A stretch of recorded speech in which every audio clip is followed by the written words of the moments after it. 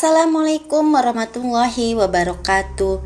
9 dosa seorang istri kepada suami yang paling dibenci Allah. Agama Islam sudah mengatur semuanya tentang kewajiban seorang istri terhadap suaminya. Firman-firman Allah dan hadis Rasulullah menjadi rujukan bagi umat Islam. Jangan melanggar apa yang sudah diatur dan sesuai syariat, apalagi sampai membuat peraturan-peraturan sendiri. Sekarang tidak sedikit dijumpai seorang istri yang membangkang kepada suaminya, berkelakuan tidak baik terhadap suaminya, bahkan ada sampai memaki suaminya.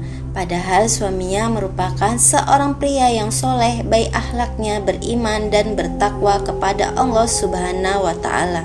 Tidak salah perempuan lebih banyak menjadi penghuni neraka. Sabda Rasulullah Shallallahu Alaihi Wasallam, "Aku diperlihatkan neraka. Ternyata kebanyakan penghuninya adalah wanita, disebabkan mereka kufur." Ditanyakan, apakah mereka kufur kepada Allah? Beliau bersabda, mereka kufur kepada suami, kufur terhadap kebaikan.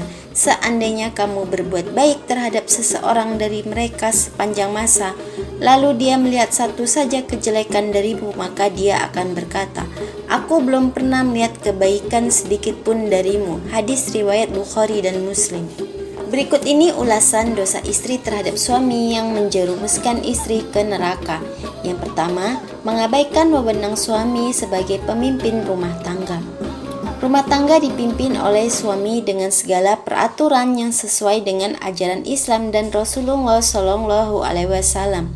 Sudah seharusnya istri menuruti semua bentuk peraturan atau perintah suami. Rasulullah menggambarkan seandainya seorang suami memerintahkan suatu pekerjaan berupa memindahkan bukit merah ke bukit putih atau sebaliknya, maka tiada pilihan bagi istrinya selain melaksanakan perintah suaminya. Yang kedua, menentang perintah suami. Di dalam rumah tangga sudah kewajiban seorang istri untuk mematuhi suami dan taat kepada suami. Istri juga harus menuruti perkataan suami, baik larangan atau suruhan asal masih dalam hal kebaikan. Sabda Rasulullah Shallallahu Alaihi Wasallam, tidaklah seorang perempuan menunaikan hak Tuhannya sehingga ia menunaikan hak suaminya. Hadis riwayat Ahmad dan Ibnu Majah. Dari hadis dapat disimpulkan, istri harus taat kepada suaminya dengan mengharap ridha Allah Subhanahu wa Ta'ala. Namun kewajiban kepada Allah Subhanahu wa Ta'ala tetap paling utama. Yang ketiga, menolak untuk bergaul dengan suami, hubungan suami istri. Allah sudah mengatur manusia berpasangan dan untuk memperoleh keturunan. Pasangan pria dan perempuan diikat dalam sebuah pernikahan yang sah sesuai dengan syariat Islam. Dengan demikian pasangan tersebut sudah halal dan saling melengkapi untuk mempunyai keturunan. Di dalam Islam, seorang istri yang menolak ajakan suami untuk bergaul berarti istri membuka pintu laknat dari Allah terhadap dirinya. Keempat, tidak menemani suami tidur. Dari Abu Hurairah radhiyallahu anhu, Rasulullah bersabda, bila seorang istri semalaman tidur terpisah dari ranjang suaminya, maka malaikat melaknatnya sampai subuh. Jika seorang istri ingin tidur sendirian atau ingin menemani anak-anaknya yang masih kecil, ia harus meminta izin suami terlebih dahulu. Yang kelima, memaksa dan memberatkan beban suami dalam mencari nafkah. Kewajiban suami adalah mencari nafkah rezeki yang halal untuk memenuhi kecukupan rumah tangganya. Tugas suami hanyalah mencari dan Allah Subhanahu wa Ta'ala sudah mengatur semuanya, baik sedikitnya maupun lebih. Sebagai istri jangan pernah sama sekali memaksa lebih dari suami. Terimalah pemberian suami selagi cukup untuk menghidupi.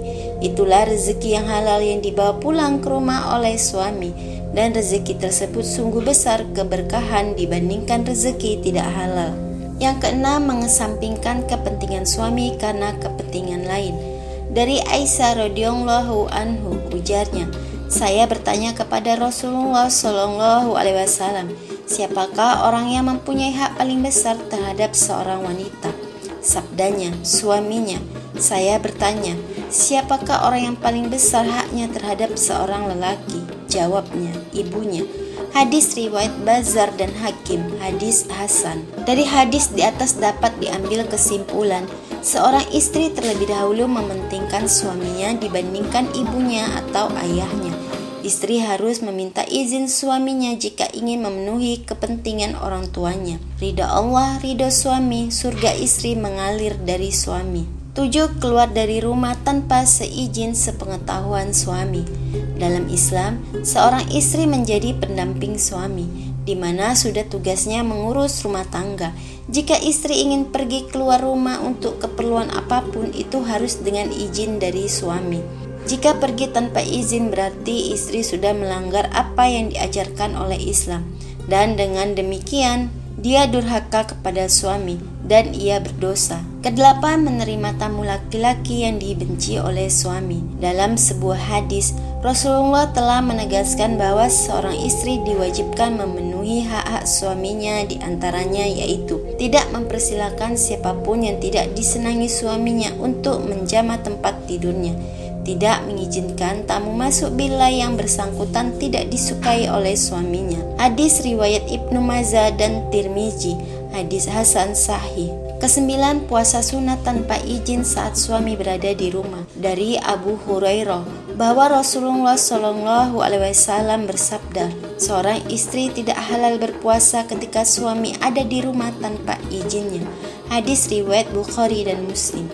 Hadis tersebut sangat jelas, berpuasa sunnah pun harus dengan seizin suaminya ketika suami berada di rumah. Untuk teman-teman semuanya, khususnya kepada perempuan yang sudah memiliki suami, taat dan patuhilah perintah suamimu jika masih dalam batas-batas syariat Islam. Jangan pernah sampai suamimu menangis karena kelakuanmu. Itu akan mendatangkan azab dari Allah. Minta maaflah kepada suamimu dan mohon ampunan kepada Allah Subhanahu wa Ta'ala jika dirimu, istri, pernah bersalah walaupun hanya sedikit saja. Jika ada sesuatu hal yang berkaitan dengan rumah tangga, permasalahan dengan suami, jangan jadikan media sosial untuk bercurhat. Jangan cerita kepada orang lain, minta petunjuk kepada Allah Subhanahu wa Ta'ala.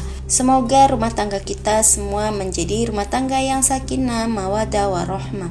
Wassalamualaikum warahmatullahi wabarakatuh.